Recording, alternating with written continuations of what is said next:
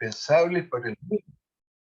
Por ejemplo, el teléfono celular que yo tengo aquí, y que probablemente todos ustedes tienen, yo tengo un Samsung relativamente sencillo, tiene cerca de 60 minerales, tiene cerca de 60 elementos de la tabla periódica.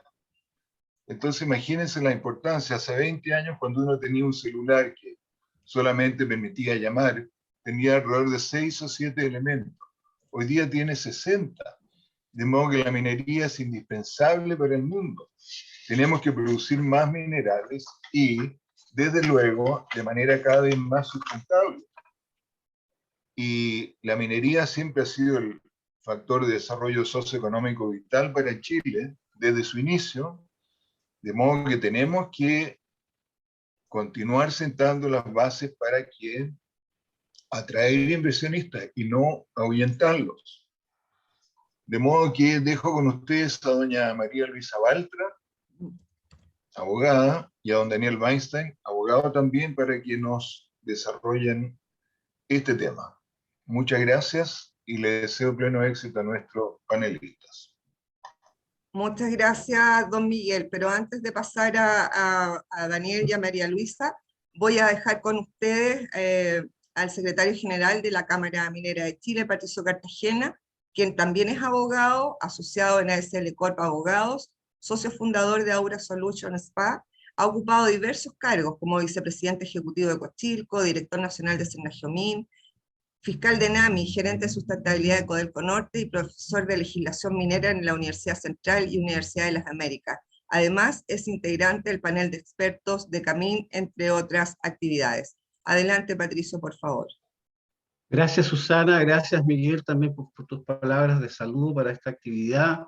La verdad que es muy importante hacer esta actividad. Como ustedes saben, la Cámara en el último tiempo ha estado muy presente, muy activa a través de nuestros socios en Poder, planteando en diversos medios, en diversas fuentes, haciendo conversaciones en forma directa con los convencionales. Y esto es un botón de muestra nomás para poder con ustedes, de algún modo, seguir comprometidos en seguir haciendo estos análisis, ayudando a que el debate en torno a los temas mineros sean profundos, técnicos, con alcance en los temas importantes que nos importan. Así que nomás, ahí un botón de muestra, hemos estado en el debate, hemos estado haciendo nuestros aportes como gremio minero, gremio que tiene un componente técnico muy importante, y hoy día lo que nos convoca nuevamente es poder con los especialistas invitados hacer una profundización. Así que nomás, ¿y cuáles podrían ser, en nuestra opinión, quizás a modo de pregunta, también para los panelistas, los principales temas que están hoy día surgiendo en esta conversación, en un texto que sabemos que está en calidad de borrador, en proceso de armonización, pero lo que hoy día tenemos a la vista, la próxima por favor, es básicamente, ¿dónde ponemos el acento?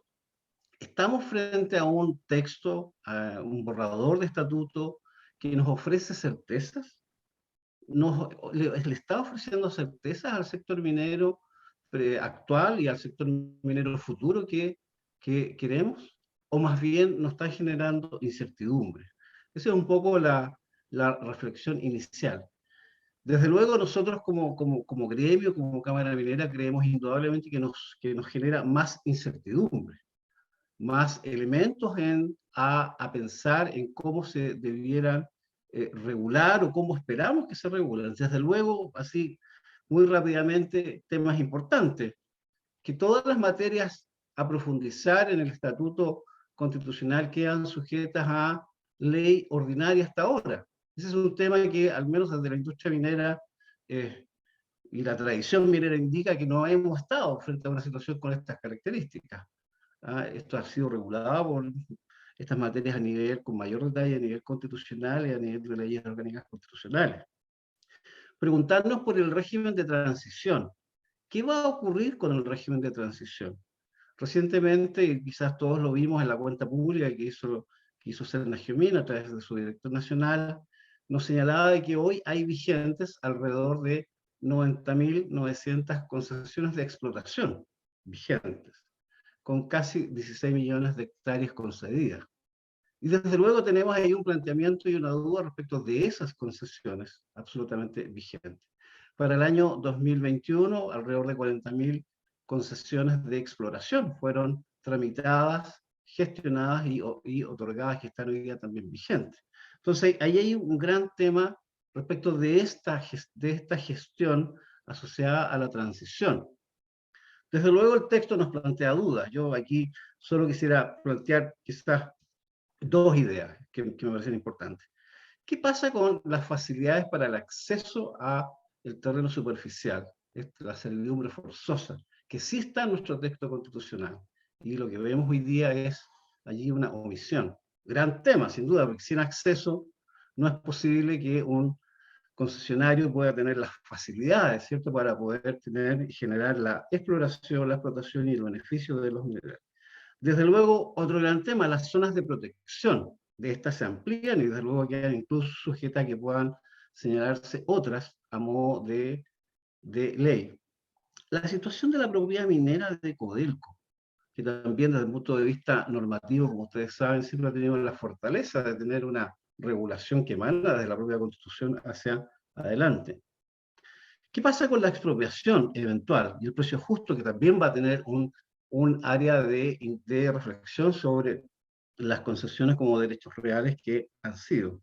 Y desde luego hay muchos otros temas más, y quizá uno de los más importantes es finalmente cuál va a ser la regulación en base administrativa o en base judicial que van a regular estas materias. Bueno, solo algunos tópicos, desde luego hay muchos más. Para ello, por eso hemos invitado a distinguidos colegas. María Luisa es abogada, es magíster en Derecho de Minería por la Universidad de Atacama, postítulo en Derecho de Agua, es profesora en las cátedras de Derecho de Minería y Derecho de Aguas de la Universidad Católica, de la Universidad Finisterre, participa en los programas de magíster en la Universidad Central, Universidad Finisterre, y se ha desempeñado como jefa de la división jurídica del Ministerio de Minería, así que tiene una indudable experiencia y trayectoria en nuestro sector, y desde luego le damos aquí el espacio para poder conversar con nosotros, como así lo hemos planteado. Este es un espacio de conversación, así que María Luisa, más o menos el tiempo en esta primera etapa, calculo yo unos 15 a 20 minutos, después para pasar a Daniel con su intervención, y volvemos a hacer una ronda mientras las preguntas van llegando, que ya hay algunas ya en nuestros chats. Así que gracias por tu interés, por estar con nosotros y con nuestros socios, con todos los invitados. No, gracias a ti, Patricio, por la invitación de la Cámara. Tú, en el fondo, representaste a la Cámara en esta invitación, así que mi agradecimiento lo represento en ti. La verdad son varios los temas que hay que considerar respecto a lo que lleva en este momento el proyecto de Constitución, porque tal como señalabas, todavía falta lo que es la armonización y lo referente a las normas transitorias. Y me imagino que para la comisión que está trabajando en los temas de armonización de la normativa debe estar difícil, pues de los 499 artículos que hay varios que son contradictorios, y por lo tanto poder determinar de qué manera o cuál va a primar, o de qué manera tratar de ajustar, digamos, las intenciones y lo que fue aprobando el Pleno de la Convención, lógicamente no es fácil. Cuando hablamos de minería, no tenemos que fijarnos solamente en aquellas normas que establece respecto al Estatuto Constitucional de los Minerales, el proyecto, sino que también lo tenemos que ver en un sentido más amplio, previo, para poder determinar si va a ser factible o no desarrollar la minería, ya sea por el Estado, ya sea por los privados, o sea en manera conjunta por ambos. Porque, por un lado, encontramos toda una regulación muy extensa en materia que dice relación con la naturaleza, partiendo de la base que lo consideran sujeto de derecho. Hay una regulación muy extensa respecto a ciertos bienes que son comunes naturales, entre ellos el agua, y que lógicamente se establecen situaciones como su incomerciabilidad, y que también podría afectar a lo que es la actividad minera. Y por otro lado también hay normas vinculadas a todo lo que es el tema territorial, sea referente a comunidades indígenas o no, sea referido a áreas protegidas, pero también se establecen normas respecto a la planificación territorial. y consecuencia de esa planificación territorial que lógicamente se va a dar a nivel de suelo o de predio superficial, necesariamente también afecta a la actividad minera. En la Constitución actual nosotros lo que tenemos es, la verdad, un artículo 19, número 24, inciso sexto al 10, bastante redondo en lo que es la institucionalidad, y al que lee, sea nacional o extranjero, o un posible inversionista, sabe que hay una bajada después respecto de estas normas y que le dan cierta certeza técnica. El tener, tal como señalaba Patricio, por lo menos tener una ley orgánica constitucional respecto de ciertos mandatos que da la Constitución política actual, lógicamente nos permite determinar que hay una cierta certeza jurídica respecto de quienes desarrollan la actividad minera, sea en calidad de explorador, explotador o beneficiario de sustancias minerales, y entre las cuales lógicamente se encuentra el hecho de que por lo menos sabemos qué pasa con los predios superficiales, que hay ciertas limitaciones, que hay que pedir permisos, pero que se pueden constituir servidumbres mineras también en este caso. Es importante también tener presente que si bien el estatuto actual es bien claro en este sentido, también fija de alguna manera a través del artículo 19, número 8 de la Constitución vigente, también las protecciones al medio ambiente, y consecuencia de ello, de alguna manera nosotros en la actividad minera, pequeño, mediano, grande, estamos sujetos a esas normas, aunque no lo diga el Código de Minería. O sea, por el solo hecho de estar reguladas las materias que dicen relación con el tema ambiental, lógicamente estamos sujetos a ello en todo sentido, partiendo por la ley 19.300, partiendo por las necesidades en materia de fiscalización, y también respecto de los permisos que hay que contar, los permisos ambientales sectoriales, en donde también tiene un rol bastante importante lo que es el Cernagiumín. Entonces, en ese sentido, teniendo claridad respecto de las normas, para cualquier persona que intenta invertir o realizar, desarrollar actividad minera, es relevante.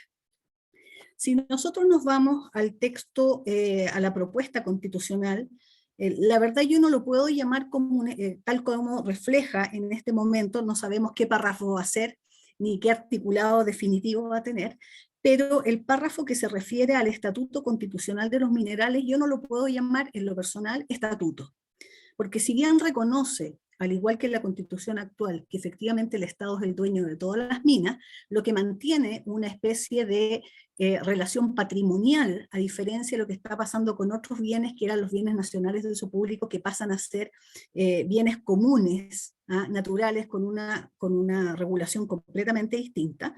La verdad hay varios aspectos que no quedan claros. No se establece si va a haber una clasificación de las sustancias minerales, no se establece qué pasa con el predio superficial, salvo la distinción en decir que hay una dualidad de propiedad, que hay un predio superficial que puede ser de distinto dueño, y que por lo tanto los yacimientos que están en el subsuelo son del Estado, pero tampoco se establece en el fondo toda esta formalidad. Si vamos a seguir con concesiones, si va a seguir en el fondo los tribunales civiles conociendo estas materias, que por lo demás, que conozcan los tribunales civiles no ha sido algo caprichoso, ha sido por algo más bien de carácter lógico en la historia de nuestro país. Uno, porque es de fácil acceso para cualquier persona poder dirigirse a los tribunales, y también pensando que fuera lo más adecuado y transparente, también se consideraron los tribunales ambientales, en el sentido que la persona que cumplía todos los requisitos, lógicamente podía obtener el derecho para aprovechar las sustancias minerales, concesibles en este caso, y no quedando sujeto a quizás una entidad administrativa que posiblemente podía en el fondo de repente poder privilegiar a ciertos grupos respecto o frente a otros. Eso ha sido un tema histórico que se ha visto, y como les digo, principalmente el hecho del acceso, del posible, pensando también en el pequeño minero, que tiene la chance de poder ir más cerca a un tribunal. Hoy día lógicamente hay plataformas, pero pensando que podía dirigirse al tribunal directamente sin mayores complicaciones, sin mayores requisitos, con requisitos puntuales, a presentar su escrito y poder tramitar su concesión minera. En ese sentido, como digo, queda bastante limitado el poder saber cuál va a ser la situación de la minería y las posibles inversiones. Porque como decía, como hay otros derechos también protegidos a nivel de este proyecto de constitución, el tema va a ser qué va a primar. Y si al Estado es el que va a tener esta iniciativa en la actividad, en el desarrollo de la actividad minera, hay que ser realista que eso también va a tomar tiempos. Y una de las preguntas que surge, y justamente tomo nota de lo que decía Patricio inicialmente, es qué va a pasar con la propiedad minera que tiene Codelco, empresa del Estado, algunas que pueda tener Enami en algunos aspectos, y qué pasa con las de Corfo. Recordemos que Corfo tiene concesiones mineras constituidas bajo el régimen del Código del 32, de aquellas que están establecidas en el artículo 3º, inciso 1, en donde está el litio que en este momento arrienda y explota Soquimich. Entonces, ¿qué va a pasar con todo eso? Corfo, por lo demás, por esos arriendos recibe ingresos que permiten para la innovación y para las actividades de fomento que desarrolla. Entonces también va a estar limitando a una entidad que forma parte del Estado y que lógicamente requiere de ciertos ingresos para poder ir desarrollando otras actividades. Entonces, claramente, si la condición va a ser para todos igual, y en el evento en que desaparezcan las concesiones mineras, lo lógico sería que también, ¿qué pasaría con las empresas del Estado? Codelco hoy día obviamente es la empresa más típica que podemos conocer en materia de sustancias concesibles explotando minerales, pero nada impide que Enami lo pueda hacer o que se vayan creando otras empresas como por ejemplo la Empresa Nacional del Litio, pero ¿qué certezas se va a dar en estos casos? ¿Qué certezas para aquellos que quisieran invertir en conjunto con el Estado? Si van a ser permisos, en principio, los que se darían y que podrían tener un tiempo determinado. Sabemos que la actividad minera es una actividad que trae consigo un tema de suerte, que no sabemos en definitiva si vamos a lograr el objetivo de llegar a la beta o el buen mineral que tenemos. Entonces las capacidades para invertir o las condiciones para invertir, lógicamente no van a ser las mejores, aun cuando sea en una propuesta conjunta con el Estado. Yo no sé si en una condición así podría invertir en conjunto con el Estado, porque mis posibilidades de recuperar dinero y poder realizar actividades, lógicamente, son distintas. Y como se plantea esta situación de que hay varios derechos al mismo tiempo protegidos, entonces queda la duda, ¿qué va a primar? ¿Primarán los derechos de la naturaleza frente a una posible explotación de un sector minero? Pensemos solamente en el litio. El litio está, por regla general, bajo los salares, y por lo tanto, si se protegen los salares, no vamos a poder explotar litio, que lo necesitamos para el cambio climático, que es uno de los elementos también que se incorporan a la convención. Entonces, la verdad, por el momento cuesta tener una opinión que sea favorable, en el sentido de que va a haber alternativas para desarrollar la actividad minera, en atención a que lamentablemente lo que se llama Estatuto Constitucional de los Minerales no contempla todos aquellos elementos que son necesarios como para que una persona decida en un momento dado poder invertir. Y si bien se agradece que se hayan nombrado a los pequeños mineros, a los medianos mineros, a los pequeños y a los artesanales en un texto constitucional, que yo sé que ellos todo lo han agradecido, a mí también me cabe la duda si efectivamente van a poder desarrollar sus actividades, porque todo va a depender dónde estén ubicados, cuál sea la planificación territorial, si existen comunidades indígenas en ese sector, y en definitiva, cómo también se afecta a la naturaleza. Entonces, aquí va a ser un tema de qué derechos priman uno sobre otro, y veo cuesta arriba cómo el Estado en definitiva va a poder desarrollar esta actividad minera si pretende hacerlo de manera directa. Eso podría comentar por ahora, Patricia. Gracias, María Luisa. Te dejo desde ya planteado un par de preguntas para la otra ronda. Por ejemplo, me gustaría que a ver si pudieras referirte al tema agua y glaciares, al concepto. Desde luego se establece la provisión, pero una provisión sin una profundización en el concepto, es decir, el objeto regulado. Sería una de las preguntas. Y dado que mencionaste el tema de comunidades indígenas, ¿vamos hacia consentimiento versus consulta previa, finalmente? También me parece que ahí es otro tema que sería interesante profundizar en la siguiente ronda. Bien, porque quiero pasar también a presentar a nuestro querido amigo y colega Daniel. Daniel Weisten es abogado de la Universidad de Muchas Chile. gracias. Tiene un magíster en Derecho de la Universidad de Chicago, 18 años de experiencia profesional en el sector minero, ha sido gerente legal de empresas mineras, una amplia experiencia en temas de negociación, de celebración de contratos de inversión, y últimamente está participando muy activamente en el panel de expertos del Centro de Arbitraje y Mediación Minero Camina, así que es una persona que ha estado en el ambiente minero internacional también, porque creo que allí hay un enfoque que nos interesa también profundizar. ¿Qué pasa con las inversiones? ¿Qué pasa con su regulación? ¿Qué pasa con estos inversionistas que están mirando esta situación? Un poco también hemos invitado a Daniela que nos pueda entregar una reflexión desde esa perspectiva. Sin duda toca todos los temas que tú quieras, ¿eh? Esto es un conversatorio, así que, pero desde esa perspectiva en particular nos gustaría que pudieras conversar con nosotros. Daniel, tus 20 minutos. Muchas gracias, Patricio. Aprovecho también de agradecer la invitación y agradecerle a los más de 60 participantes que tenemos en este momento. Ahí está viendo la lista, hay muchos conocidos, varios colegas y varias personas que son expertos técnicos en el tema, así que va a estar bien desafiante. Cuando hablamos del título de esta presentación, decimos certezas o incertidumbre. Yo me tiro más para el lado de la incertidumbre. Si vemos un poco, hagamos una historia bien corta de cómo llegamos a este texto de que se aprobó ahora, que son unos pocos artículos.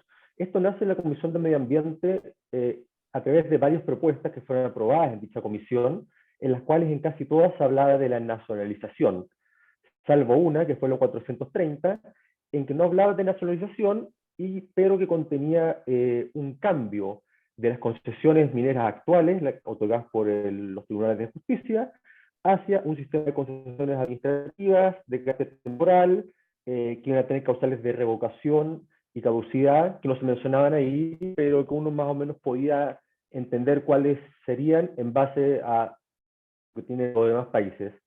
De eso llegaron como a un acuerdo para presentar al Pleno. En la primera vez no presentaron la nacionalización, se lo rechazaron en Pleno. La segunda vez presentaron la nacionalización y se lo volvieron a rechazar. Y la tercera ya no insistieron con la nacionalización, siguieron insistiendo lo que sí, con este sistema que cambiaba a las concesiones judiciales que tenemos hoy día por las administrativas, y se volvieron a rechazar. O sea, el grueso del articulado fue rechazado 3 veces. Entonces, cuando vemos el articulado que quedó hoy día, es un articulado incompleto. Para bien o para mal, es incompleto. Esto no era lo que los constituyentes que presentaron estas iniciativas tenían en mente. Así, por ejemplo, quedó temas que deberían estar en una constitución, como el sistema concesional, o si cambia la concesión, el sistema de propiedad, no quedó. Y no quedó no por una omisión, ni tampoco porque quisieran, en mi opinión, a menos que haya algo, a menos que tengan un plan más elaborado de lo que uno es. Pero fue lisa y llanamente porque insistieron 3 veces con eso y las 3 veces se lo rechazaron. Entonces hoy en día tenemos un texto que tiene pocos artículos y que quizás no contiene los puntos más importantes que deberían estar en una constitución. Por ejemplo, ¿qué sistema de concesiones vamos a tener? ¿Va a ser judiciales? ¿Va a ser administrativa? No lo sabemos. Hay otros temas que también están en la Ley Orgánica y Constitucional de Concesiones Mineras. Al parecer ya no van a existir más las leyes orgánicas constitucionales. Las leyes, por lo que hemos visto en el borrador de constitución, se van a aprobar por mayoría simple de los diputados presentes. O sea, es un quórum súper bajo. ¿Y qué es lo que pasa entonces con todas estas materias que no están en la Constitución?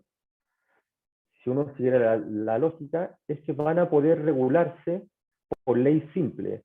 Y va a ser una ley ordinaria, y va a ser una ley de verdad simple, o sea, mayoría simple de los diputados presentes, ni siquiera en ejercicio. Entonces, ¿qué es lo que eso puede generar? Y ya está generando incertidumbre. Porque las reglas del juego, con lo que se aprobara esto, no van a quedar en absoluto claras. Porque falta lo más importante, lo medular de todo el sistema, quedó afuera de este articulado. Entonces uno trata de ver cómo se podría arreglar esto, y es difícil. Si van a dejar de existir las leyes orgánicas constitucionales también, más difícil aún, porque uno podría decir, bueno, quizás el Poder Legislativo lo podría arreglar. Sí, lo podría arreglar si siguen existiendo las leyes orgánicas constitucionales, pero si no, yo creo que la única forma de arreglarlo, si es que se quisiera arreglar, es meterse al texto mismo. ¿Y qué es lo que está generado? ¿Por qué creo que ha generado esta incertidumbre? Bueno, ha generado incertidumbre porque tenemos o tenemos más bien una institución que protege fuertemente a las concesiones mineras. Recordemos que tanto la Constitución del año 80, la Ley Orgánica un poco después, y el Código Minero del 83, se dictaron después de una experiencia de nacionalización que hubo en Chile, y se quería ir justo a lo contrario, darle certezas al inversionista. Y así logramos una institucionalidad minera que creo que es incuestionable, que ha sido sumamente exitosa. O sea, desde el año 90 sobre todo, las inversiones que ha tenido Chile en minería ha sido lo que le ha permitido a Chile ser el país número 1 de Latinoamérica en muchas cosas. Y ahora se viene a cambiar todo esto. Entre paréntesis, yo no soy de los que piensa que el código estaba perfecto y era intocable. Yo creo que habían y hay, va a depender si fracasa o no, cambios que hacer. Sobre todo creo que donde el código está el debe y la institución minera es en el poder dinamizar la propiedad minera. Hoy en día hay barreras grandes de entrada para nuevos actores, y en parte eso es por la excesiva seguridad que le estamos dando a los inversionistas. O sea, hoy día el inversionista puede estar súper tranquilo que con una obligación mínima de que es pagar la patente minera, que es bastante baja, a pesar que por la ley 21.420 de la PGU la subieron, sí, no va a ser tan alta para las compañías grandes. Esa es la única obligación que tiene el concesionario minero. Yo he tenido la suerte de hacer minería en los 5 continentes. Chile es el único país en que no hay ninguna obligación salvo esa, y que las concesiones te dan tanta seguridad. Pero eso ya es un poco para otro seminario. Lo que tenemos ahora es un texto incompleto. Es un texto incompleto, al menos aparentemente, porque la Comisión de Medio Ambiente calculó mal 3 veces y le rechazaron 3 veces el articulado que contenía como lo medular. ¿Qué es lo que era lo medular de las propuestas que inició dicha Comisión de Medio Ambiente? Mayor participación del Estado, cambio al sistema concesional de la concesión judicial a la concesión administrativa. Y la verdad es que y en algún momento lo fue en nacionalización. Y de eso la verdad es que nada quedó. Hay algunos artículos, acá lo estoy viendo, que hablan un poco de forma bastante high level de la mayor participación del Estado. También dice que el Estado deberá dictar regulaciones que consideren el carácter finito y la solidaridad intrageneracional de los minerales, lo cual está súper bien si uno habla de un bosque, quizás de la pesca, pero no de los minerales. O sea, si hablamos de solidaridad intrageneracional, recordemos que nuestros abuelos nos fueron muy solidarios y nos dejaron el salitre. Hay harto salitre en el norte. Y sin ir más lejos, hoy en día hay investigaciones avanzadas para sustituir en las baterías el litio por el sodio. Hay investigaciones también avanzadas, no tanto como las otras, para sustituir el cobre por el grafeno.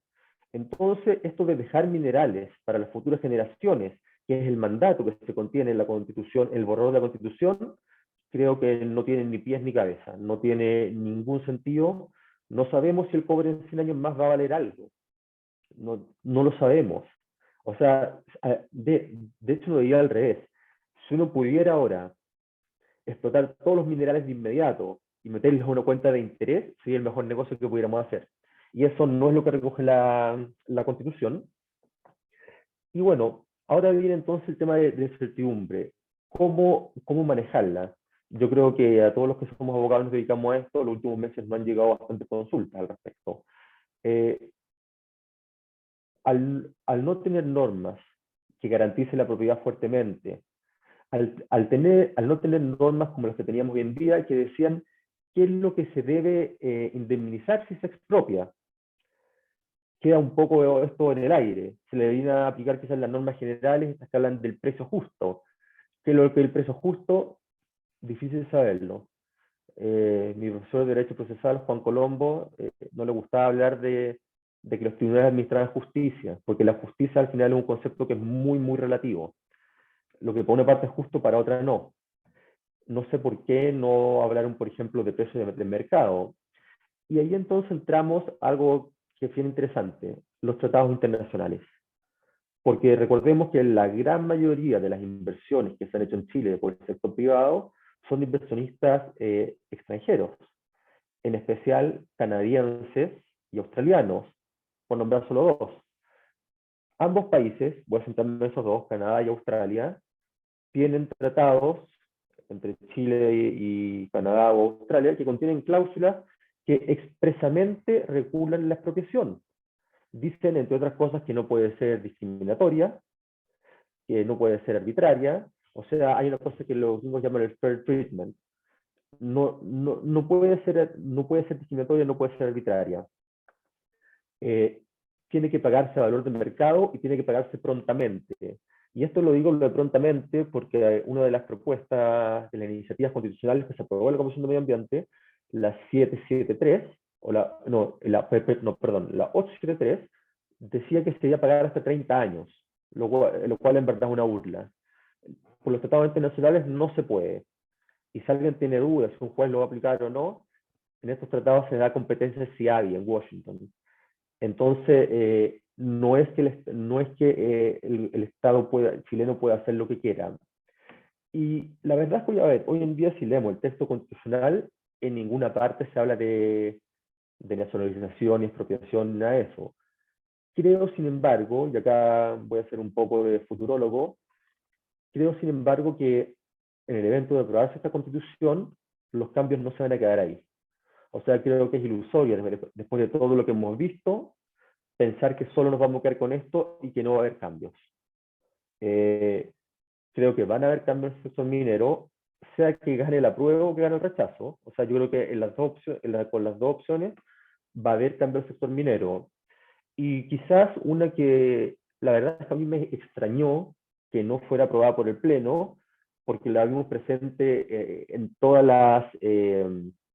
cada vez que se elevó por la Comisión de Medio Ambiente al Pleno, el articulado siempre estuvo presente, fue el cambio de concesiones administrativas, de judiciales administrativas.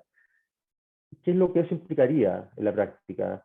Bueno, en la práctica implicaría un derecho un poco más feble, más precarizado, y la verdad es que el sistema de concesiones administrativas tiene sus ventajas, pero en mi opinión al menos, acá se recogió el sistema de concesiones administrativas no por las ventajas que presentaba, sino para debilitar el derecho de propiedad que hoy en día tiene el concesionario minero. Esa es mi impresión. Pero bueno, entre paréntesis, si escuchan unos niños gritando, es porque hay unos niños gritando al piso de arriba. A esta hora se ponen a hablar. Entonces, creo que el gobierno de turno, el Estado, el legislativo, quien sea, no puede hacer lo que quiera.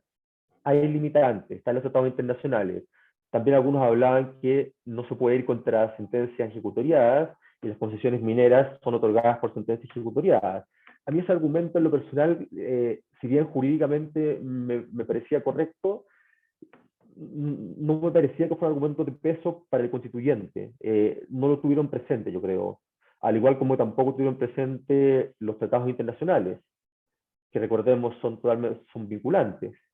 Entonces queda bastante incertidumbre con ese texto. La verdad es que si solo nos rigiéramos, si solo nos enfocáramos en esto, en los artículos, no hay mucho que decir. Son disposiciones bastante high level. En una parte, pues, claro, se reconoce, por ejemplo, la pequeña minería y los pirquineros. Yo he asesorado ad honorem a asociaciones de pequeños mineros y la verdad es que están sumamente preocupados. O sea, esto, la verdad es que no los tranquilizó nada. O sea, pareciera esto ser como un párrafo que se los dio para decirle, miren, estamos con ustedes, pero la verdad es que le están quitando toda la certeza que tienen. Ellos lo que sienten es que esta desprotección que dejan las concesiones mineras le está quitando parte de su vida. Ellos ven en su vida con las concesiones mineras. Tienen miedo, por ejemplo, que si dan esas concesiones administrativas, si llegara a pasar, se van a poder heredar o no. Recordemos que los pequeños mineros muchas veces heredaron las propiedades mineras de sus padres y se las van a dejar a sus hijos. Y todo eso queda en el aire.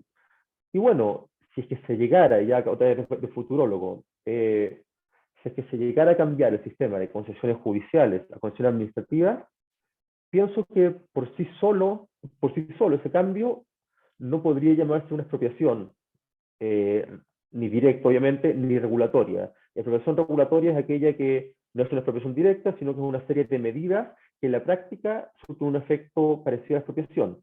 Ahora, si dijeran, por ejemplo, que esa autorización no es transferible, ahí sí podríamos hablar de una expropiación regulatoria, porque cuando tú construiste la propiedad minera, tenías la expectativa que se podía transferir. Si no la puedes transferir, te están prohibiendo hacer negocios, te están privando de unos atributos del dominio. Y ahí es donde hay amplia jurisprudencia en el CIAI que reconoce esta expropiación indirecta regulatoria. Entonces, para cerrar un poco mi presentación en esta ronda, creo que tenemos bastante incertidumbre, un texto constitucional que no nos permite un poco aventurar hacia dónde se va, porque quedó incompleto, y lo peligroso justamente no es lo que está, es lo que no está. Ese es el gran problema, lo que no está. Así que con esto cierro mi intervención en la primera ronda. Gracias, Daniel. Muy interesante lo que señala a propósito del tema de la vinculación con los tratados de libre comercio, las instancias de resolución. Y bueno, también te dejo planteado, yo sé que en tu área, digamos, vinculada a todo lo que es la asesoría de empresas junior, el tema de la exploración es sustantivo. Yo pudieras también hacer un punto porque si hay algo que caracteriza al orden público minero es garantizar la calidad de primer descubridor. Y eso es lo que permite que exista el negocio minero y desde luego es lo que garantiza a su turno que pueda haber el interés para que existan inversiones asociadas a la exploración, que es la base del negocio minero. Si pudieras después en la segunda ronda hacer una profundización en esa área. María Luisa, te dejo la palabra sí. ahí con estas dos preguntas que te hice, pero desde luego si tienes alguna otra, porque No, este es un diálogo. Sí, aprovechar de señalar algo antes también. Yo también creo que el código de minería es perfectible. De hecho, las últimas modificaciones ahora que se hicieron en verano necesitan modificaciones a su vez. Fue demasiado rápido el tema de lo que es en las alzas, en las patentes. Aparecieron ahí temas que no deberían haber aparecido, como por ejemplo las modificaciones a la tramitación de las concesiones mineras, que están cojas en este momento. Cernagion sé que está trabajando en ver todo el tema de lo que es el tema de las coordenadas que se exigen hoy día, o que se van a exigir a partir del próximo año, en el fondo, de febrero del próximo año, pero creo que en ese sentido es mucho más certero y es más armonioso jurídicamente para cualquier minero, grande, pequeño, mediano, lo que tenemos, pero lógicamente que podemos mejorarlo. Lo otro que quería comentar, que había visto en el chat, que se había aprobado efectivamente dentro de los artículos transitorios que Codelco mantenía sus concesiones, o por lo menos sus derechos mineros, los que habían sido nacionalizados. Pero, por ejemplo, vuelvo a insistir, ¿qué pasa con Corfo? Corfo es dueño de importantes pertenencias mineras, código el 32, y eso implica explotación de litio. Entonces, las condiciones en que queda, ¿cuáles van a ser? No teniendo claridad en este momento qué va a pasar, si van a ser solo permisos, concesiones, se van a mantener las concesiones mineras o se van a tener estos permisos administrativos con tiempo definido, lo que vaya a aparecer en las últimas normas. Pero tomando lo que tú me planteas respecto a agua y glaciares, hay que hacer un alcance primero en el Código de Agua. Hoy día justamente con la Academia Judicial estábamos hablando de las reformas al Código de Agua, que se incorporaron ahora en abril de este año, y reconoce que el agua, el código, es un bien nacional de uso público en todos sus estados, en todos los estados que se encuentren, y lógicamente eso incluye a los glaciares. pero también de manera expresa señala que sobre los glaciares no se pueden constituir derechos de aprovechamiento de aguas. ¿Ya? Eso para que vean lo que está hoy día vigente en materia de glaciares a nivel de recursos hídricos. Está pendiente todavía la dictación de ley de glaciares, que no sé cómo va a quedar dependiendo de lo que pase con este proyecto de constitución, en donde ya la Corte Suprema entregó su informe respecto del proyecto de ley de glaciares. Y si nos vamos al proyecto en sí, como les señalaba, se establecen algunos bienes comunes naturales que en el fondo dejan de tener la categoría como es el agua de bien nacional de uso público, por ende la posibilidad de aprovecharlo cualquier persona a través de un título determinado. Y dentro de estos bienes comunes naturales van quedando, entre otros, el agua, los glaciares, los humedales y otros, el aire, etc. Entonces, el mismo artículo 12A, que está en el numeral 299 del proyecto, indica que todos estos bienes son inapropiables. Y al ser inapropiables, lógicamente, nadie tiene el dominio sobre ellos, y incluso en el caso del agua, en todos sus estados. Por lo tanto, los glaciares tampoco son apropiables, y además, sabiendo que se está regulando la defensa de la naturaleza, lo más seguro que, tal como se está contemplado en el proyecto de ley de glaciares hoy día, en el proyecto que está en el Congreso, la actividad minera no se va a poder desarrollar ahí.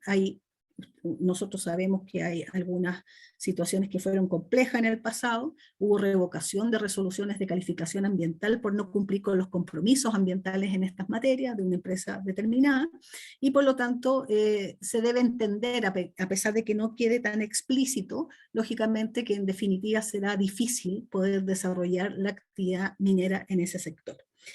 Y en lo que dice relación con las comunidades indígenas, nosotros tenemos en materia indígena vigente el convenio 169, que este convenio en sus artículos 14 y siguientes reconoce que en los lugares donde están situados las comunidades pueden haber bienes que sean del Estado, como por ejemplo las minas. Reconoce el convenio 169 que las minas pueden ser del Estado, y por lo tanto reconoce también que pueden ser aprovechadas, ¿ya?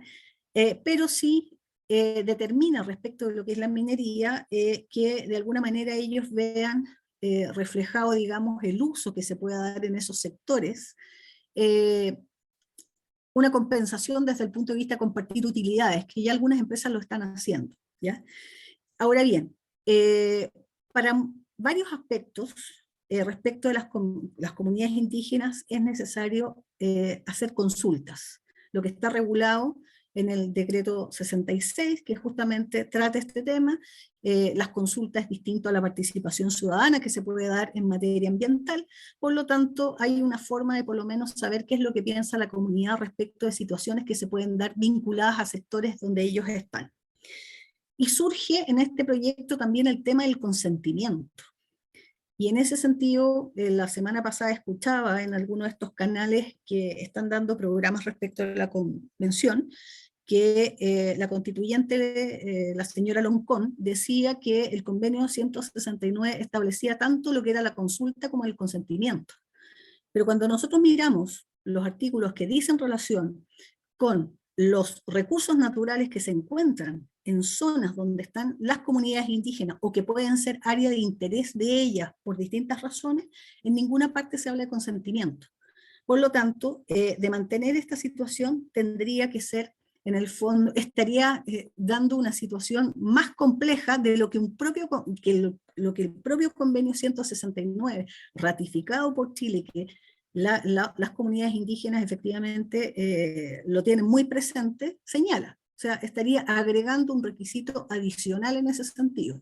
Y eso, lógicamente, para cualquier actividad, no solamente para las actividades mineras, incluso para las actividades propias que las comunidades podrían realizar en esos sectores, tal vez podría ser una limitante, porque todo dependerá del consentimiento. Y si estamos viendo que el consentimiento requiere mayorías para poder darlo, es posible que incluso dentro de las mismas comunidades que no estén de acuerdo en decisiones o en actividades que quieran realizar, se pueden producir los mismos problemas. Entonces es delicado hablar del consentimiento además de la consulta. La consulta es lógica, está en un convenio que ya hemos ratificado desde el año 2008, pero ya hablar de consentimiento la cosa es distinta. Y por otro lado, también está el tema de las leyes. La calidad de las leyes que pasen a ser simplemente leyes simples, donde no sé si se habrá discutido ya el tema si va a quedar regulado aquellos con el voto, digamos, de mayoría de los asistentes, o se va a mejorar ese tema, porque supongamos que hay 100 parlamentarios que asisten 20, y de esos 20 pueden estar efectivamente 11 de acuerdo, eso va a ser una mayoría para tomar una decisión en cualquier sentido en nuestro país, al eliminar las leyes orgánicas, cualquiera sea la actividad, no solamente en materia minera, sino que en cualquier actividad. Entonces, ese tipo de desprolijidades que hay son las complicadas, las que nos pueden llevar en un momento determinado a tomar decisiones que son contrarias a lo que el objetivo que esta convención tenía para el país es lo que se esperaba. Entonces, desde ese punto de vista es complejo. O sea, son esas cosas las que tienen que quedar claramente definidas.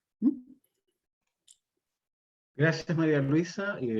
Daniel, tienes unos minutos para enfatizar algunos de los temas que has planteado. Sí, profesor, que ya hay algunas consultas que a continuación se las voy a hacer. Sí, bueno, primero para hablar de las mineras junior, o para hablar más bien de la exploración en general. Efectivamente, si no te reconocieran la calidad de primer descubridor, un poco se acaba el negocio, por así decirlo. No hay ningún incentivo en explorar. En varios países que me ha tocado hacer deals de exploración, efectivamente no es el privado el que explora en principio, sino que el Estado hace una licitación, saca unas concesiones y después se mete a explorar. Acá no, acá en Chile uno llega, se mete, explora y después pide la propiedad. Y todo esto está reconocido en las leyes, en nuestra institucionalidad minera. Pero creo que más importante para una compañía junior que el hecho de ser primer descubridor, que te lo reconozcan, que creo que no se ha cuestionado, a pesar que cuando se habla de autorizaciones administrativas uno podría entrar y decir algunas cosas, creo que lo más importante para una empresa junior es que el país te dé certeza que las reglas con las cuales tú te metes hoy en día a explorar van a ser reglas que van a estar relativamente estables en 20 años más, cuando la mina se empiece a producir. Recordemos que la minería es una actividad que requiere altas inversiones y es un ciclo muy largo. Desde que se empieza a explorar hasta que empieza a producir, pueden pasar 20 años.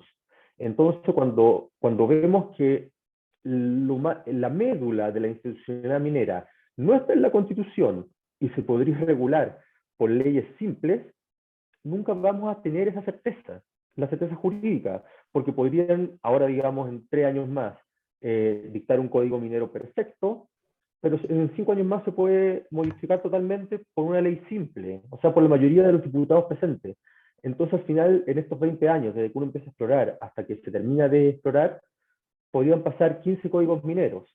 Y un poco eso, yo creo que la incertidumbre es lo que a las mineras que realizan exploración, sean junior, pero también las major que realizan exploración, creo que es lo que más las tiene complicadas. Recordemos que al final en la exploración, voy a hacerlo muy simple, hay como 2 factores que son importantes: potencial geológico del país y la certeza jurídica. Hay países que están muy alto en potencial geológico, pero bajo la certeza jurídica, por ejemplo, países africanos. Y hay países que el potencial geológico quizás hoy en día no están tan altos, pero que dan mucha certeza jurídica. Chile es un buen ejemplo. Entonces, si bajamos además el nivel de estándar de certeza jurídica, Chile va a dejar de ser un destino atractivo para la minería. Hoy en día, recordemos que hoy en día, cuando yo estaba en varios comités en los cuales se decide en qué país invertir. Hoy en día las empresas internacionales no es que tengo solo Chile como opción. Tienen Chile, tienen Perú, tienen Ecuador, tienen África, tienen Europa que está viendo un mercado. Canadá y Estados Unidos han estado bastante presentes en el último tiempo. Ha habido bastante actividad minera. Entonces, ojo que tenemos que cuidar la exploración minera. Siempre el foco se pone en la mina que ya está produciendo. Recordemos que acá una de las constituyentes dijo, lo primero que vamos a hacer es ir por escondida. La gente le pone el foco a escondida, le pone el foco a pelambres, pero de las exploraciones nadie se preocupa. Y la verdad es que hoy en día estamos viviendo de la herencia que nos dejó un ancestro, porque hace todo rato que no hay nuevos descubrimientos, y hay que incentivar eso. Y de hecho, bueno, da para otro webinar. Yo creo que debería haber cambios al código minero para incentivar algunos cambios. Y aquí lo voy a ligar con una pregunta que me hicieron acá en el chat. Sí creo que es razonable que las concesiones estén sujetas a causales de caducidad o revocación. Mi respuesta es, en todo el mundo es así. Y la verdad es que yo creo que no es algo para descartar en absoluto. La cosa es cuáles causales de caducidad y revocación y quién las va a declarar. Creo que eso es lo clave y un poco qué es lo que me pasa con este texto. Si uno se lee las iniciativas de que se fueron aprobadas en la Comisión de Medio Ambiente en febrero y marzo, son varias páginas, ahí las pueden ver. En ninguna se habla de hacer mejor, ninguna se habla de modernizar la minería, hacer mejor minería. Se habla básicamente de lo malo que son los privados, del extractivismo, que nacionalicemos todo. En el fondo, nunca se habla de modernizar la minería. Entonces, en este contexto, si alguien me dice, vamos a hacer una modificación, y vamos a incluir causales de revocación, caducidad, como digamos, es en el resto del mundo. Yo he hecho, como les digo, deals en varios países y en todos es así. Hoy en día, si hiciera en este contexto actual, creo que nos estamos metiendo un autogol grande por la falta de confianza que hay y por el entorno que hay. A los inversionistas extranjeros les llegó que una comisión de la Convención Constitucional aprobó no una, sino que 3 iniciativas que contenían la expropiación. Luego, cuando se elevó al pleno, se siguió incluyendo eso. Entonces, en ese ambiente, luego que tú digas, vamos a cambiar de concesiones judiciales, administrativas, con causales de revocación, creo que produce desconfianza. O sea, yo creo que hay cambios que son bienvenidos, pero los cambios deberían hacerse desde cómo hacemos una mejor minería, más sustentable, más moderna, que genere quizás más ingresos, que lo deje en las regiones. Tengamos eso en mente y vemos cómo lo hacemos. Porque oye, lo que se quiso hacer en la Convención Constitucional, y lo que se hizo en parte, es dictar algunas medidas por tendencias netamente ideológicas. Recuerde, estas mismas iniciativas que estoy mencionando, que fueron aprobadas en el mes de febrero y el mes de marzo, algunas hablan de expropiar el total de la minería, pero ninguna mencionaba cuál era el precio de eso. Y de hecho pregunto cuál es el precio de expropiar la minería. Nadie lo sabe. Por ahí andaba dando vuelta un precio que decían que era 65.000 millones de dólares, lo cual yo creo que es bajísimo, es muchísimo más alto, y se lo atribuyeron a un analista, a una consultora importante. Yo hablé con el analista, me dijo, yo nunca dije eso. Entonces hoy en día tenemos que hay una parte importante de la Convención Constitucional que quería nacionalizar sin saber cuál es el precio. Yo por lo menos estoy abierto a que se haga cualquier cambio que se quiera hacer, pero primero digamos, este es el objetivo, esto es lo que queremos lograr, hagamos estudios, analicemos y luego hacemos los cambios, no al revés. Entonces creo que no hay nada intocable, pero si lo vamos a hacer, digamos cuál es el objetivo y veamos si con estudios, con análisis, con un diálogo, o sea, algo que sorprende de esta propuesta es la falta de diálogo que hubo.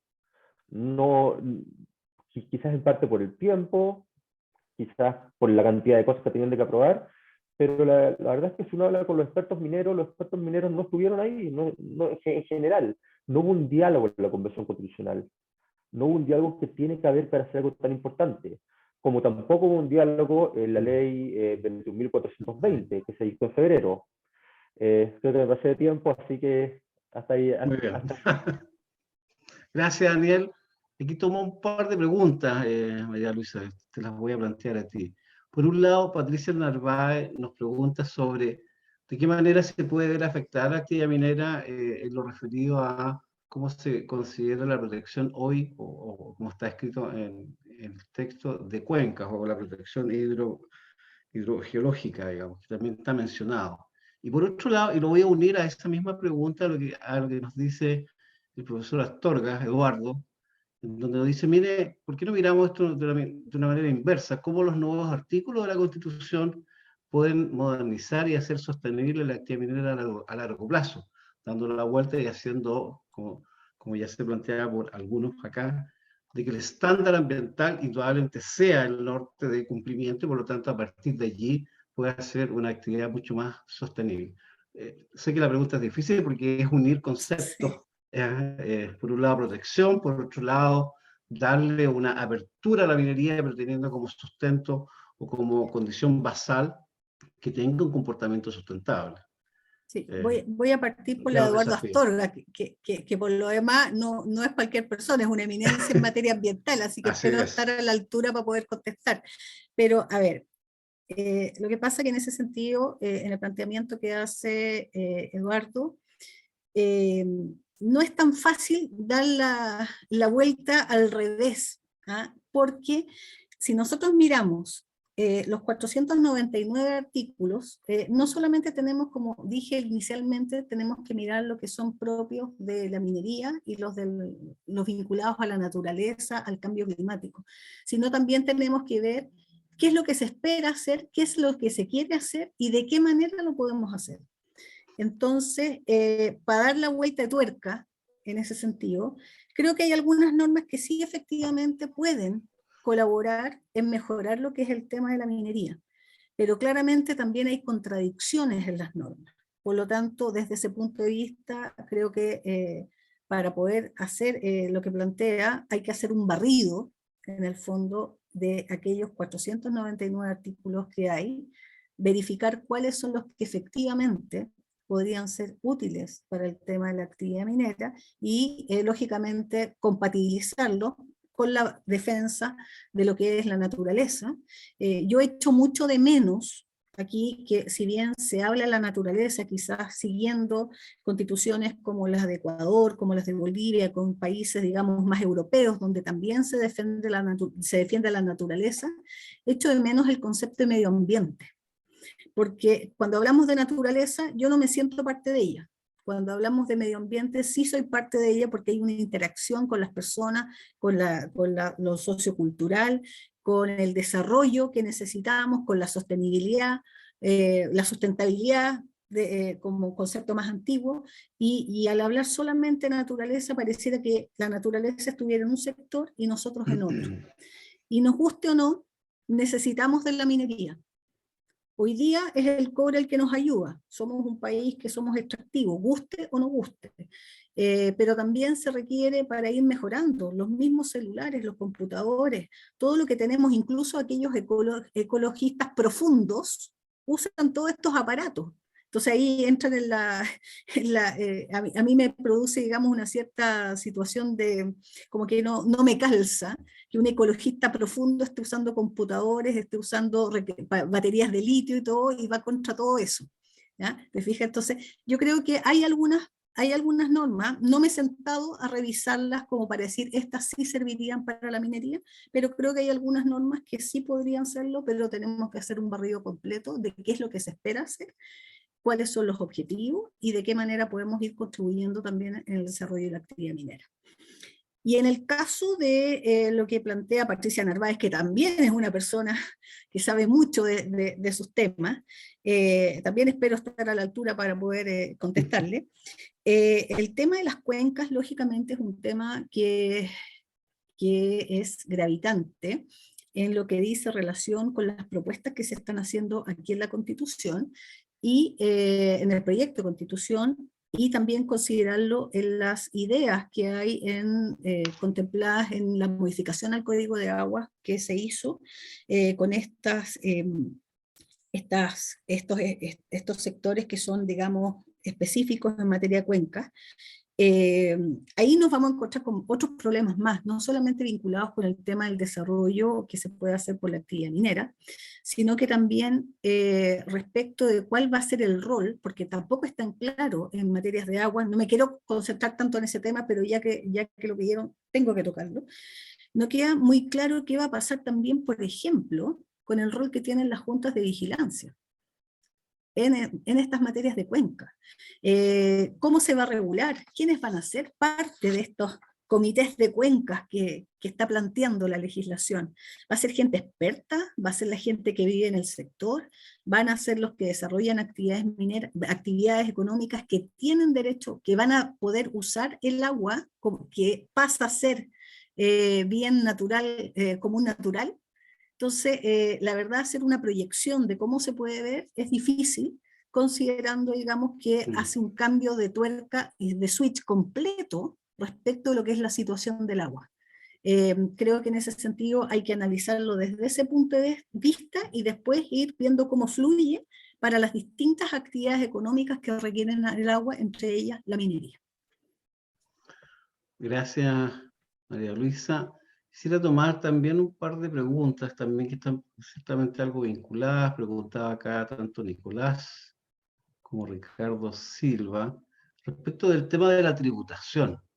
Desde luego, el tema de regalías o royalty salió del borrador que tenemos a la vista, pero hasta donde entiendo yo, en el capítulo referido a tributación general, hay un artículo que está referido al tema de compensación, menoscabo, y que pudiera dar lugar a la creación de tributos para, de algún modo, compensar esta situación de menoscabo, que es el equivalente a pensar en, con otro nombre, digamos, la creación de nuevos royalties o nuevas regalías específicas para el sector minero. No sé, Daniel, ¿qué piensas sobre ese punto? Si tienes alguna opinión, Sí. específicamente el tema de tributación. Sí, sobre el tema de tributación, yo creo que fue uno de los temas que quisieron meterlo en la Constitución y el plano se lo rechazó, porque habían, tanto en las iniciativas originales como lo que se elevó al Pleno, se mencionaba la tributación. Ese era un tema. Acá hoy en día, si leemos el articulado, yo no veo nada que hable directamente de la tributación. Ahora se trató de pasar una norma transitoria, que me la mandaron hace poco, al parecer fue rechazada, en la cual decía que se debería aplicar un impuesto a la minería, un royalty, y que debería ser en base a ventas. O sea, se trató de hacer una norma transitoria, que parece fue rechazada hoy día, que el royalty tuviera que ser a las ventas y no a la utilidad. Lo cual es algo que creo que no debería estar en la Constitución eso, porque eso al final, si a las ventas y la utilidad, hay que tener cierta flexibilidad. Creo también que lamentablemente, no sé si lamentablemente o no, pero nos pilló en un ciclo muy alto todos estos cambios, con un precio del cobre muy alto. Entonces pareciera ahora que lo que se le haga a la minería, de todo va a sobrevivir, pero no es tan así. O sea, si se le aplicara, ya me saco la Constitución, me voy al proyecto de royalty. Si se aplica el proyecto de royalty, tal como está concebido, y baja el cobre, y no mucho, van a haber grandes mineras, y también medianas y pequeñas, que van a quedar fuera de competencia, van a producir a pérdida. Entonces, al final, creo que esta frase ya varios la han dicho, no matemos la gallina de los huevos de oro. Al final, yo creo que es súper legítimo querer que de la minería se beneficie el país, y creo que la minería paga una tasa de tributación en general bastante alta. La gente piensa que no pagan impuestos, no es así, paga una tasa de tributación que yo creo que es de las más altas del mundo, y de hecho, si se aprobara el proyecto de royalty, creo que quedaríamos la más alta del mundo. Entonces, al final del día, eso equivale un poco a cambiar las leyes del mineral. Ya no va a ser tan atractivos. Creo que quedó mucho el mal recuerdo de algunas mineras que hace ya un par de décadas extrajeron y trabajaron por largo tiempo y no pagaron nunca impuestos. O la venta que se hizo, por el 2002, de la diputada, que creo que no pagó nada de impuestos, fue $1.200 millones que no pagaron impuestos en Chile. Entonces creo que efectivamente hay un problema que hay que tratar, que en el fondo que las mineras aporten más a la comunidad, pero creo que se tiene que tratar desde el punto de vista, ok, hagamos eso, pero que no impida la competitividad del sector minero. Creo que eso es súper importante. O sea, al final, también a veces se pone mucho enfoque en las grandes mineras, como que fueran los malos. La verdad es que sin las grandes mineras, la minería en Chile no solo sería pique, haría mucho más cara y mucho más difícil la mediana minería y también la pequeña. Si al final hoy en día tenemos los proveedores que tenemos y todo, claro, se da una economía de escala, y se benefician los pequeños mineros. O sea, hoy en día yo creo que es una división hasta cierto punto bastante artificial, esto de decir, no, mire, esto solo daña a la gran minería y no afecta a los pequeños. Hablen con los pequeños mineros y pregúntenles si se sienten afectados o no con lo que se está hablando, aunque digan que no afecten. Bien, Daniel, para ir terminando, quizás una última pregunta para ambos, porque veo también varias preguntas que están más bien referidas al tema de la pequeña minería y Pirquinero. Lo que hoy día está en el texto borrador, en el artículo 329, si uno lo lee, me parece que es una buena regulación, ¿cierto? Que desde luego esté mencionado con esta forma de que el Estado debe adoptar medidas necesarias para que se proteja, se fomente, se facilite el acceso, el uso de herramientas, tecnologías y recursos que garantice el ejercicio tradicional y sustentable de la actividad. A mí esta reacción, esta forma de cómo se caracteriza o configura el sector de la pequeña y mediana minería a nivel del texto constitucional sería algo inédito y a mí me parece muy positivo. Me gustaría ver si pudieran hacer un comentario respecto de este punto y con esto ya vamos cerrando esta conversación que ha sido muy interesante. Si quieres comienzo, porque Dale. no dijiste quién partía. No, es para ambos, pero María Luisa. Ok, perfecto. Tal como yo decía al inicio, creo que eso se agradece. Yo creo que muchos pequeños mineros artesanales los pequineros se han visto de alguna forma reflejados en algo que quizás antes no se veía, porque tampoco digamos que el Código de Minería, salvo para el pago de las patentes, tampoco clasifica los tipos de mineros. Entonces, desde ese punto de vista, eran como quizás un poco... están más a la sombra, ¿ya? Pero esto no es garantía. O sea, tal cual como con todo lo que se ha planteado, no es garantía. En ese sentido, yo valoro, como digo, esta norma, pero creo que faltó un análisis, faltó escuchar a las autoridades en su momento, así como a distintas personas, no solamente en la Comisión de Medio Ambiente, que por ejemplo en esa época yo estaba en el Ministerio de Minería y no nos llamaron, no hubo alternativa de poder participar en la Comisión de Medio Ambiente como autoridad encargada, digamos, de todo lo que es la parte, digamos, política nacional minera en esta materia, pero tampoco en las otras comisiones donde se habló del desarrollo económico, de distintas actividades. Entonces, muchas veces estas decisiones se tomaron, digamos, sin ver cuáles eran las realidades. Y en el caso del Ministerio de Minería, al cual yo pertenecía hasta hace algún tiempo, el pequeño minero es importante. Yo no sé qué va a pasar ahí a nivel de gobiernos regionales con estas actividades y estas incertidumbres, con todo lo que dice relación con los fondos que se utilizan justamente para ayudar a la pequeña minería o al minero artesanal.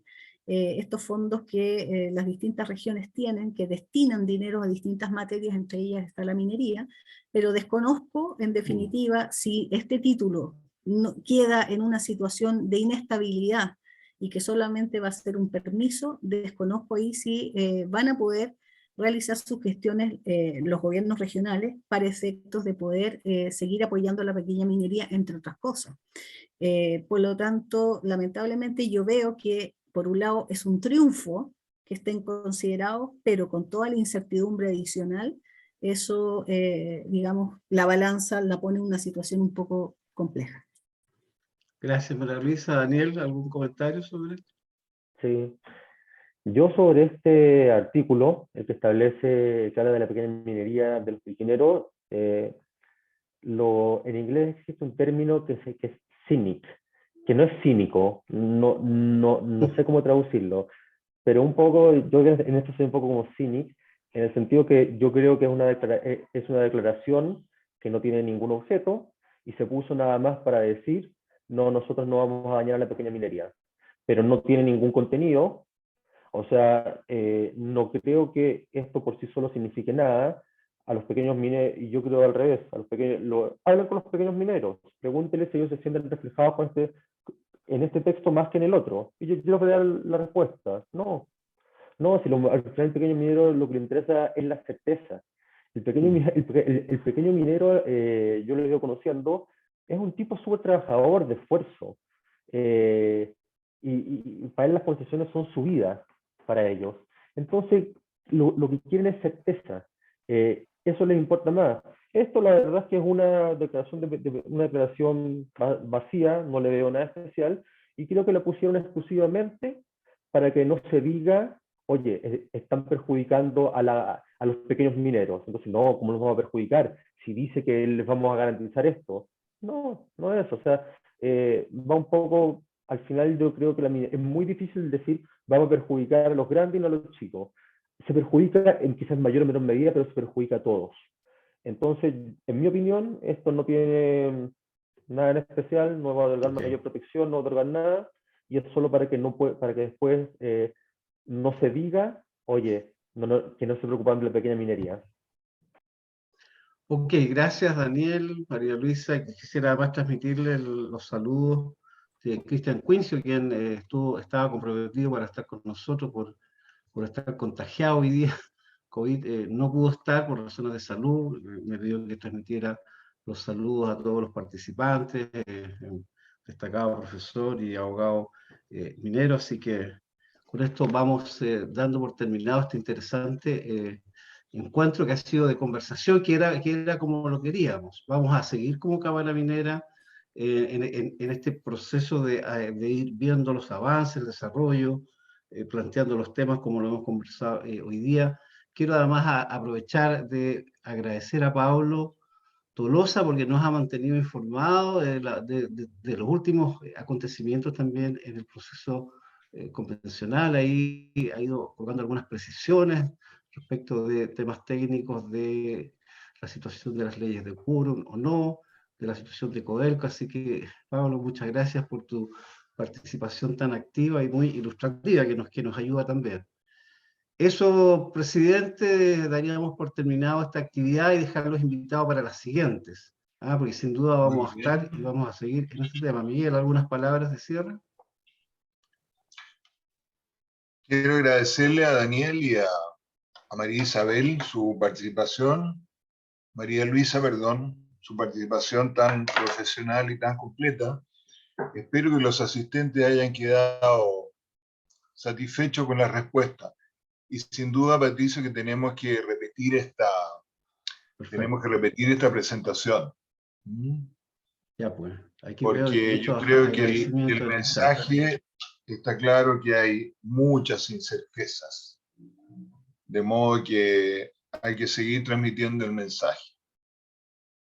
Ok, pues bueno, en nombre de la Cámara, entonces, Cámara Minera de Chile, todos los agradecimientos a los asistentes, a los panelistas, a nuestro presidente, a todos los que han estado siguiéndonos, a las preguntas por el chat, así que, y muy invitados para la siguiente actividad que esperamos que sea muy pronto. Muchas gracias, buenas tardes. Gracias a todos. Que estén muy bien, nos vemos. Muchas gracias. Chao. Chao.